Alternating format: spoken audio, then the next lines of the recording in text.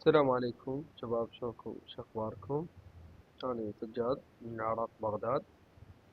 حبيت اشرح لكم عن حل مشكلة انتشار الطلق. كل الدور هاي الطريقة مال حل انتشار الطلق، ما حد يعطيكم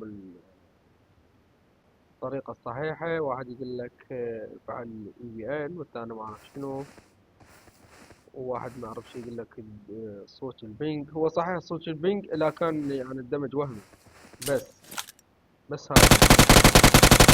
أما حل مشكلة انتشار الطلق مثل يعني ما يروح يظل يعني الطلق بقى. هي هنا المشكلة.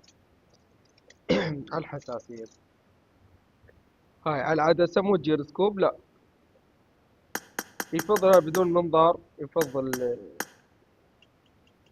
من 90 إلى 80. الجماعة كلها خالتها 100 وفوق 100. هذا أكبر خطأ، يسوي انتشار بالطلق بشكل أكبر كلش بقوة. تمام. هذا خليه 95. هاي هم مالتين 95 سويها. هذا خليه 88 بدون منظار. بي وهاي الحساسية قدامكم. وهنا هذا تخلونه مثل هاي 90. لأن هنا المشكلة هسه أنا عندي انتشار شي بسيط بالطلع. أنا بعد ما ضبطت هاي أكو ناس لحظة خلنا أخلص هاي. أكثر الناس هاي مطفيها مسوي لها تعطيل. ليش؟ خليها مفعلة، هي هاي تساعدك على يعني ما تخلي انتشار بالطلق هواي. عرفت؟ هي هاي المشكلة هنا. أما الجيرسكوب اللي يلعبون جيرسكوب لا يخلون جيرسكوب مثلا 400.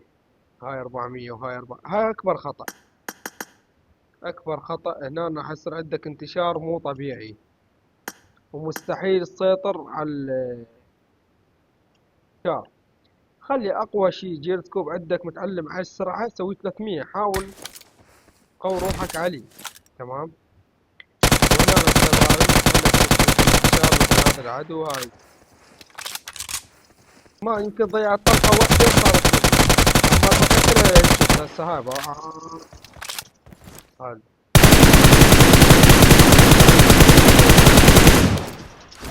أتمنى تخلوا لايك للفيديو وتسووا له مشاركة ويا أصدقائكم.